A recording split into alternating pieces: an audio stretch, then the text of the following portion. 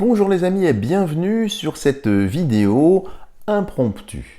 Alors l'idée de cette vidéo m'est venue quand j'ai répondu à une personne qui m'a consulté en privé et qui m'a demandé, parce qu'elle était dans une situation assez difficile d'un point de vue psychologique, d'un point de vue équilibre émotionnel, elle m'a demandé mais comment faites-vous pour traverser tout ce que nous vivons, pour conserver le cap, etc. Alors, je n'ai pas la prétention d'être un quelconque guide spirituel, de vouloir vous vendre une méthode toute faite. Je ne suis qu'un être humain aux bras très courts, comme je le dis à chaque fois. Mais si vous voulez, les arguments que j'ai proposés à cette personne m'ont semblé dignes d'un certain intérêt. Vous me direz du reste ce que vous en pensez dans les commentaires. Donc, pour vous expliquer un petit peu quelle est ma posture, alors qui restera évidemment critiquable, hein, je ne souhaite pas faire des émules ou que les personnes copient qui je suis, je préfère justement que chacun soit soi-même, puisque c'est un petit peu ça, mais vous donner un petit peu des trucs, je ne sais pas si le mot est c'est peut-être un truisme, c'est peut-être banal, vous donner quelques matières à réflexion. Alors déjà, vous avez bien compris que ce que nous vivons collectivement et aussi individuellement, c'est une guerre spirituelle. Dès que ce mot est lâché, évidemment, par écho, par automatisme, certaines personnes ne vont pas hésiter à surfer sur cette vague de spiritualité pour essayer aussi de vous farcir le crâne avec de belles histoires magnifiques, de stellaires, de sauveurs, de tout ce que j'appelle le gloubi-boulga New Age, où on vous fait prendre des vessies pour des lanternes, où on arrive à vous persuader que si vous vous mettez un cristal de roche dans le fondement, vous allez être en relation directe avec, pourquoi pas, Dieu lui-même. Donc attention à ça aussi, c'est une guerre spirituelle, mais c'est pas parce que c'est une guerre spirituelle qu'il faut être gnangnan ou adopter une croyance de bisounours. Ça veut dire qu'à l'intérieur de nous, il va falloir trouver un point d'ancrage, quelque chose de bien stable, une foi ou quelque chose de bien stable, sur lequel s'appuyer pour justement éviter d'être éclaboussé, d'être sali par toute une propagande, même sur le plan qualifié de spirituel. Le New Age n'a rien de spirituel. C'est du gloubi-boulga. C'est un ersatz, on a mis dans le shaker pas mal de choses qui étaient peut-être sérieuses au départ. On a fait tourner le blender, on mélange tout ça et on vous sort une sauce et qu'il faut bien sûr avaler tout cru, sans la questionner, sans s'interroger. Tout ça, c'est pas de la spiritualité. Donc attention de ne pas vous faire tourner la tête par des idées, des idéologies, etc. Alors, encore une fois, quand je parle de stellaire, j'ai parlé des stellaires, c'est une réalité pour moi, bien sûr. Mais attention, il y en a qui vous vendent du rêve, qui vous vendent aussi des lits médicalisés qui viennent d'ailleurs, qui vous vendent une énergie libre, etc. Bien sûr que ça existe, mais pas chez nous. Parce que, il faut bien l'entendre, il faut bien comprendre qu'il y a un principe de dignité. Pensez-vous vraiment, au vu de l'histoire du monde, au vu de ce que vous savez aujourd'hui, que l'être humain est éligible à ce genre de choses? Pensez-vous que ce serait raisonnable pour une peuplade avancée de nous donner ce genre d'ustensiles, d'objets? Qu'en ferions-nous? Avons-nous su expurger au fond de notre âme certaines anti-valeurs? Je ne pense pas. Je pense que l'être humain n'est pas prêt à recevoir cette technologie. De même que je pense qu'il n'est pas prêt à recevoir certains enseignements. En tout cas, pas sous la forme qui vous est montrée ici. Donc, pourquoi je vous dis ça? Attention de ne pas remplacer un narratif par un autre et de vous faire happer par une belle histoire. La spiritualité, c'est pas ça. Ça, c'est la moisson du diable. Le diable est en train de perdre des âmes. Il est en train de vous entraîner avec un sous-narratif très joli, édulcoré, qui s'oppose bien sûr au narratif du malfaisant en titre. Mais c'est un autre narratif. Le but étant de vous perdre et de vous détourner de qui? De la divinité. De vous détourner de cet ancrage dont je vous parle ici. Par ailleurs, vous avez bien remarqué qu'aujourd'hui, il est très difficile de savoir ce qui est vrai de ce qui est faux. Cela fait partie de l'ingénierie sociale. C'est pour engendrer ce que l'on appelle une dissonance cognitive. Un jour je vous dis oui, un jour je vous dis non, puis je vous dis oui, puis je vous dis non, puis j'arrête pas de vous dire oui, je vous dis non. Alors je connais très bien ce système-là puisque ça fait partie en hypnose des techniques de confusion.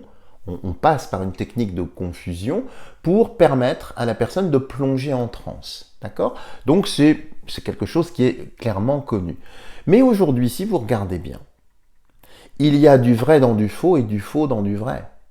Si bien fait que malgré toute votre intelligence, malgré toute votre ouverture d'esprit, il est très difficile aujourd'hui de savoir ce qui est vrai de ce qui est faux. Eh bien ça, c'est fait exprès.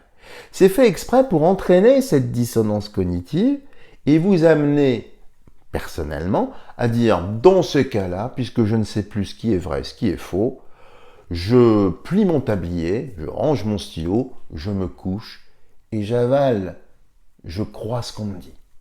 C'est donc une technique de lavage de cerveau dont le but est de vous faire ne plus chercher, ne plus investiguer et finalement, de guerre lasse, puisque je ne sais pas si c'est vrai, puisque je ne sais pas si c'est faux, eh bien je finis par admettre. Vous voyez, comme ça déstabilise. Or, la bonne attitude par rapport à tout ça, c'est pour ça que je vous ai dit dans une précédente vidéo de bien marquer la ligne, c'est-à-dire de savoir de quel côté vous êtes, et d'observer, d'être sur la tranche de la pièce, d'accord? Et d'observer un petit peu toutes ces techniques d'ingénierie sociale, dont le but est de fabriquer une opinion, de créer une adhésion. Parce que la réponse ne viendra pas d'une opposition violente. Pas du tout. Ce qu'ils veulent faire, c'est obtenir un consentement. Et pour obtenir ce consentement, ils utilisent la dissonance cognitive. Comme un hypnotiseur que je suis le fait. Alors moi je le fais dans un but évidemment tout à fait louable, pas dans un but de domination. Du reste, je n'ai jamais dominé qui que ce soit, mais ça me permet de plonger la personne en transe et de l'aider bien sûr, non pas de la piloter parce que c'est impossible, hein. Ceux qui connaissent l'hypnose le savent très bien. Mais pourquoi je vous dis ça? Parce qu'effectivement beaucoup se font avoir. Et donc ils se disent, ah bah je suis éveillé, j'attends donc l'arrivée des stellaires, j'attends donc les lits médicalisés, j'attends l'énergie libre, j'attends ceci, j'attends cela. Mais à force d'attendre, c'est du Samuel Beckett les amis. C'est en attendant Godot. Et qui passe toute sa vie, vous savez, c'est un clochard dans une poubelle. Enfin, intéressez-vous un petit peu au berceau culturel de Samuel Beckett, vous verrez, c'est pas mon auteur préféré bien sûr, mais cette fable-là, elle est quand même assez parlante, d'accord? Il attend, il prend aucune décision, il attend, et il finit par accepter tout, sans esprit critique. Alors qu'au départ, il avait un esprit critique. Donc, vous voyez, c'est façonner, en fait, une posture pour mieux nous faire endormir.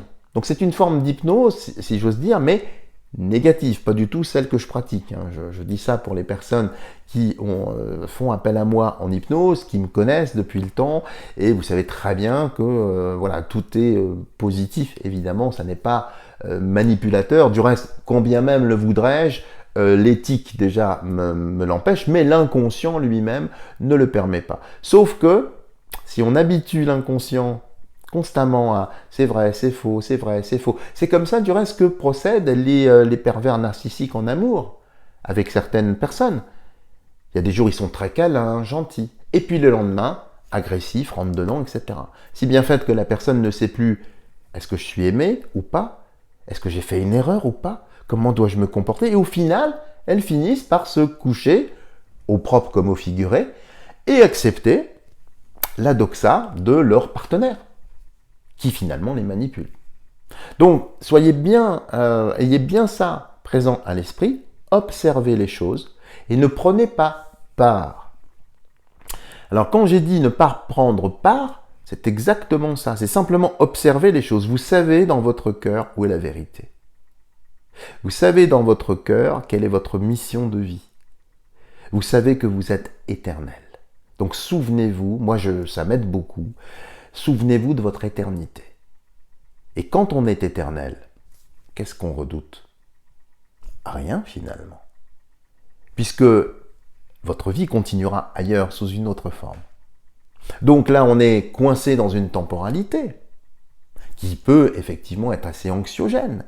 Mais c'est juste le décor, l'écrin où se joue la scène de théâtre. Mais qui a écrit la pièce? Ça, c'est la bonne question. Alors, moi, j'ai choisi d'être du côté des spectateurs. C'est pas pour ça que je vois pas clair. Je vois même peut-être mieux au fond de la salle qu'avec certaines personnes qui sont dans les coulisses et qui se disent « je suis dans les coulisses, donc je suis éveillé ». N'empêche que vous jouez quand même le jeu. Alors ça, c'est la dernière chose que je voulais vous dire assez rapidement. Puis n'hésitez pas en commentaire à me dire si effectivement vous trouvez cette vidéo utile ou pas. Vous voyez, le système dans lequel nous sommes, à l'heure actuelle, c'est un système qui est bien rodé, qui fonctionne. Mais je suis très étonné de voir que il y a des personnes qui veulent maintenir ce système. C'est un petit peu ce qui a été théorisé par, je ne me rappelle plus son nom, je suis désolé parce que je vous fais cette vidéo de façon improvisée. Vous savez, c'est la différence entre le chien et le loup. Le chien, il a besoin de son maître. Il est habitué à avoir sa gamelle tous les jours, à avoir sa petite niche, à faire sa petite promenade, à aller faire ses petits besoins. Hein. Le loup, pas du tout. Le loup, c'est un petit peu Hermann Hesse, hein, le loup des steppes, le loup solitaire. Pourquoi je vous dis ça? Parce qu'il y a des chiens qui pensent être des loups, mais qui, par leur posture, par leur attitude, restent des chiens. Ils aiment leur maître. Ils veulent que le système perdure. Ils veulent que la gamelle soit bien remplie. Ils veulent que la niche soit bien confortable. Et c'est pour ça qu'on en est là. C'est pour ça que les choses se répètent inlassablement. C'est parce qu'en fait, on a essayé, en tout cas, de vous convaincre que le système dans lequel nous sommes, c'est le seul possible. C'est complètement faux. C'est un système. Comme il peut y avoir un système métrique différent en mathématiques, ou un système de calcul, de différentiel ou autre. C'est juste un moyen, vous voyez ce que je veux dire? Mais, hors ce système, c'est comme si la pensée humaine était incapable d'imaginer, de concevoir, de penser. Or, si, il y a plein de possibilités. Mais pour ça, il faut bien comprendre que l'État, c'est un système, hein, est très vertical. L'État impose sa marque. Mais il impose sa marque si nous voulons sa marque, si nous la reconnaissons comme telle. Si vous dites, moi, d'accord, c'est pas mon père, l'État n'est pas le père, il ne doit pas me dire ce que je dois manger, pas manger, avec qui je dois coucher éventuellement, ce que je dois lire, etc. Je peux très bien, de mon propre chef, décider et puis rassembler autour de moi ou partager avec d'autres, comme nous le faisons ici par exemple, eh bien, certaines idées. Mais il y a bien d'autres systèmes. Mais pourtant, il y en a qui continuent à aller voter. Ils continuent à servir leur maître. Ils veulent un maître. Parce que sans maître, c'est difficile. Qu'est-ce qu'on va faire? Comment penser le monde? Comment l'imaginer? Donc vous voyez, toutes ces choses-là, nous les vivons. Mais c'est une guerre spirituelle. Donc, la finalité, c'est l'âme. C'est pas la matière, c'est pas le décor, c'est pas toutes ces choses. Mais vous vous rendez compte le poids qu'a pris la matière sur la conscience? Eh bien, au risque de vous surprendre, mais faites-en l'expérience. Et du reste, le texte que j'ai lu sur ma précédente vidéo, qui n'est pas de moi bien sûr, mais de Marcel de Jouvenel, le dit bien. Si vous marquez votre appartenance à la lumière, à Dieu, que vous voyez ce que nous vivons comme un théâtre d'ombre, mais juste un théâtre, mais que vous savez que votre cœur appartient au divin, que vous avez à l'intérieur de vous un éclat de lui-même, et que vous êtes venu ici pour accomplir, vous verrez, il n'y aura pas cette pression sur vous. Vous allez justement être immortel. Redevenez immortel, cultivez votre immortalité, et voyez les choses. Alors bien sûr, c'est pénible, parce que le modèle qu'on vous a inculqué, qu'on vous a montré, vous voulez y retourner par confort, par habitude. Non, il ne faut pas y retourner. Mais ça va nécessiter effectivement une certaine conscience, j'allais presque dire une certaine initiation. C'est-à-dire commencer à bien imaginer autre chose. Avez-vous besoin qu'un État vous prenne par la main, vous donne des règles? Avez-vous besoin, êtes-vous un enfant, pour qu'on vous dise, voilà, assieds-toi là, mouche ton nez, dis bonjour à la dame, lis ce livre, ne parle pas de ceci, n'emploie pas ce mot-là. Et j'en passe et des meilleurs. Au nom de quoi impose-t-il cela? Au nom d'une idéologie qui n'est pas du tout une idéologie saine. La liberté, elle est intérieure. Et il faut restaurer cette liberté. Donc quand je dis de marquer la ligne, de s'opposer, c'est pas violent. C'est pas répondre, hein. C'est simplement être neutre, être suisse. Bon, mais vous voyez, je voulais bien vous l'expliquer. Et en appliquant ces choses-là, en tout cas dans mon cas, comme le cas d'autres personnes que je fréquente et avec lesquelles nous échangeons sur certains sujets, sont un petit peu dans cette même dynamique. Ce qui permet, effectivement, d'être beaucoup plus zen, beaucoup plus en phase, et qui vous donne une résilience intérieure, qui vous donne justement quelque chose. Voilà les amis, j'ai été très bavard, je ne suis pas persuadé que cette vidéo vous apporte quoi que ce soit. Les 3/4 d'entre vous, bien sûr, savent ce que j'ai dit. C'est pour essayer d'aider certains ou certaines d'entre vous, je n'en sais rien. Si vous l'avez trouvé intéressante, utile, n'hésitez pas, évidemment, à me mettre des pouces en l'air, à la faire voyager. Et puis, n'hésitez pas en commentaire à me dire également, eh bien, quels sont vos trucs à vous, vos astuces. Comment faites-vous pour, justement, bien rester ancré sans vous laisser happer par quelque chose. Parce que, et je terminerai là-dessus, c'est à l'intérieur de nous que le Christ doit venir. C'est pas à l'extérieur. C'est vraiment à l'intérieur de nous. Et puis, c'est dommage, j'aurais bien un sujet très intéressant que j'aimerais parler, mais je ne peux malheureusement pas en parler ici, parce que c'est un sujet qui est très tabou, et pourtant, voilà, j'essaierai de trouver un moyen, mais parce que c'est très important de bien le comprendre. Voilà les amis, merci pour votre attention et je vous dis à la semaine prochaine.